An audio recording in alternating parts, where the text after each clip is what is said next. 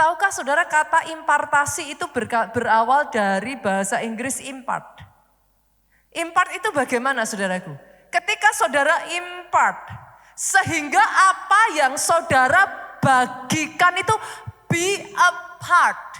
Menjadi bagian dalam kehidupan orang yang menerima visi. Itu impart saudara.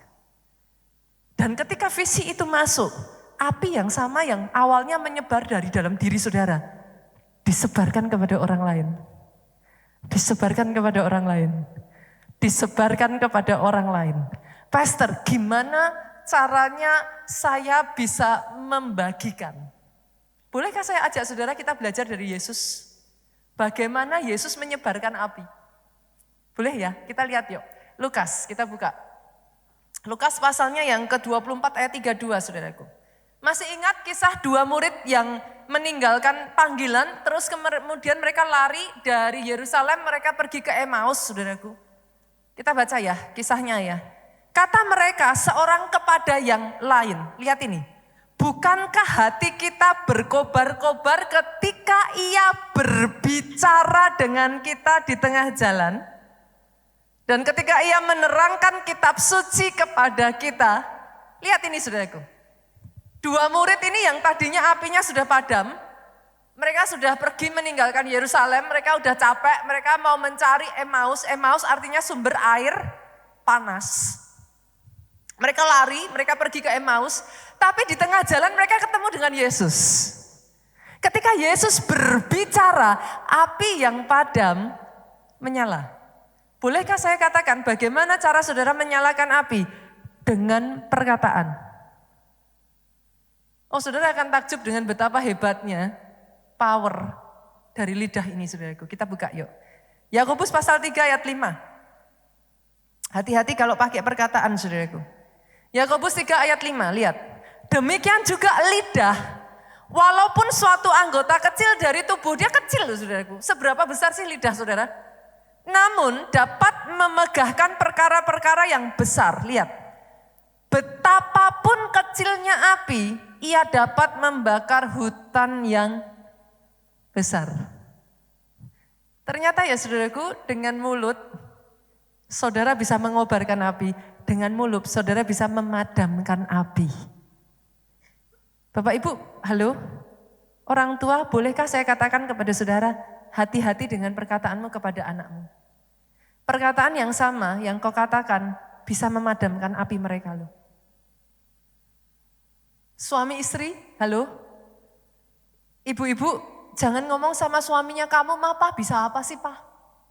Kamu orangnya pasif, diem aja. Kayak kepompong. Jadi orang tuh ya harus dulu ya, kayak suami tetangga itu loh. Wah, itu baru laki-laki. Loh, saya tuh bingung kalau gitu saudara menikah sama siapa saudara? Saudara mengerti yang saya katakan? Kadangkala tanpa kita sadari ya, kita ngomong. Tapi perkataan saudara itu bisa menghancurkan dan bisa membangun at the same time loh. Watch out. Pakai perkataanmu untuk membangun. Dalam gereja pun saya harus katakan kepada saudara. Senggol kiri kanan. Hati-hati dengan lidah. Coba saudara periksa saudara, lidah kita tuh segede apa sih? Cuma segini nih. Tapi dia punya power yang tidak dimiliki telinga, tidak dimiliki hidung, mata, tangan, kaki. Lewat perkataanmu, suamimu yang sudah terpuruk, bangkit lagi loh. Pah bisa pah. Bisa. Itu yang dilakukan Ibu Obaja kepada Pak Obaja. Itu sebabnya saudara melihat gereja keluarga Allah di kota Solo. Itu adalah perkataan iman seorang istri. Di momen dimana Pak Obaja itu sudah hampir menyerah saudaraku. Karena secara manusia tidak mungkin. Saudara nanti kapan-kapan dengar khotbahnya bagaimana gereja di kota Solo itu bisa lahir saudara. Di momen di mana kota Solo, gereja di kota Solo tuh hampir sudah bisa dikatakan tidak bisa berjalan lagi. Bu Obaja ngomong sama Pak Obaja, bisa Pak, kita sama-sama yuk jalan bareng. Kita kerjakan sama-sama. Itu Pak Obaja yang apinya hampir padam ya saudaraku. Pak Obaja yang sudah hampir menyerah, dikobarkan lagi oleh perkataan Bu Obaja. Dan saudara melihat gereja di kota Solo sebagaimana hari ini. Para istri, halo, saya tantang yuk. Biarlah perkataan kita, perkataan yang menghidupkan. Perkataan yang mendatangkan kebangkitan, pengurapan, semangat yang baru. Perkataan yang mendatangkan anugerah, perkataan yang mendatangkan semangat. Boleh istri-istri lambaikan tangan seperti ini, boleh saya dengar kata amin yang paling keras dari para istri di tempat ini. Kita kasih tepuk tangan saudaraku.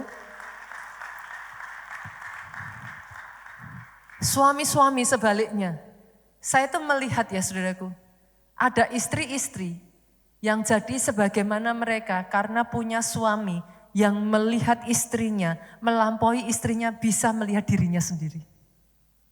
I am one of them. Saya adalah istri yang sangat diberkati punya suami seperti Pastor Joe, saudaraku.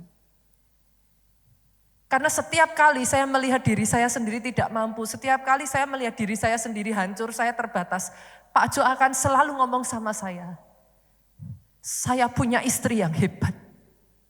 Saya punya istri yang luar biasa. Saya punya istri yang diurapi Tuhan. Setiap kali saya about to give up ya saudaraku. Perkataan Pastor Joe itu membuat saya bangkit lagi. Saya belajar ya saudara. Dari hal ini, 2 hal saya belajar saudaraku. Buat saudara, bolehkah saya juga mengatakan Pak, waspada. Waspada. Kenapa? Karena akan ada perkataan orang-orang di sekeliling saudara, sengaja nggak sengaja dipakai iblis untuk menjatuhkan saudara. Mungkin nggak maksudnya begitu. Mungkin nggak niat jahat, mungkin sebagian dari saudara bahkan nggak sadar perkataan saudara itu dipakai iblis menghancurkan hidup seseorang. Itu sebabnya bolehkah saya bisa mengatakan ini? Saudara nggak akan bisa nutup mulut mereka. Yang sepakat katakan amin. Tapi waspada. Jangan izinkan perkataan yang melemahkan masuk. Waspada. Sebaliknya, dari dalam hidup kita ya saudaraku, hati-hati kalau ngomong. Yang sepakat aminnya boleh yang paling keras. Lebih baik kalau saudara nggak ngerti mau ngomong apa, daripada bercandaan tapi nyakitin, silent is nah. Yang sepakat katakan amin. Amin boleh yang paling keras. Pakai lidah bibir, saya tuh belajar ya saudaraku. Beberapa kali saya ketemu dengan beberapa teman-teman mungkin ada di antara saudara di sini pun juga ngalami saudaraku. Ketika saya hampir down ya saudaraku, saya dibangkitkan justru tanpa saudara sadari loh. Pendeta juga manusia. Yang mengerti katakan amin. Kadang-kadang ada orang-orang yang datang kepada saya dan ngomong, Pastor, saya berdoa untuk Pastor. You might not realize it strengthen me. Ada orang-orang yang mengatakan kepada saya, Pastor, thank you. Tadinya saya hampir bunuh diri, saya nggak tahu ada orangnya di sini atau enggak. Saya sudah mau mengakhiri hidup saya, orang ini bercerita kepada saya. Tapi tengah saya mau mengakhiri hidup saya, handphone saya nyala.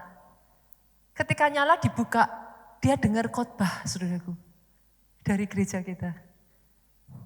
Dia ngomong saat itu juga, saya urung bunuh diri, Pastor. Hari ini saya beribadah di gereja ini, iman saya dibangkitkan, saya dimampukan mengalahkan gunung-gunung permasalahan saya. Dan saat ini Tuhan sudah membalikkan masalah saya menjadi anugerah dan berkat.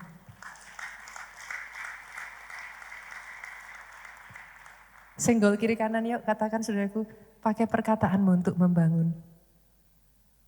Sepakat? Kalau nggak tahu mau ngomong apa, lebih baik. Kalau saudara lihat anakmu sedang bergumul, daripada kita orang tua kadang gemes salah ngomong, lebih baik suami-suami kalau lihat istrinya sedang bergumul, ngoceh terus dari pagi sampai malam, saudaraku. Daripada akhirnya kita mengatakan perkataan yang tidak bisa ditarik, lebih baik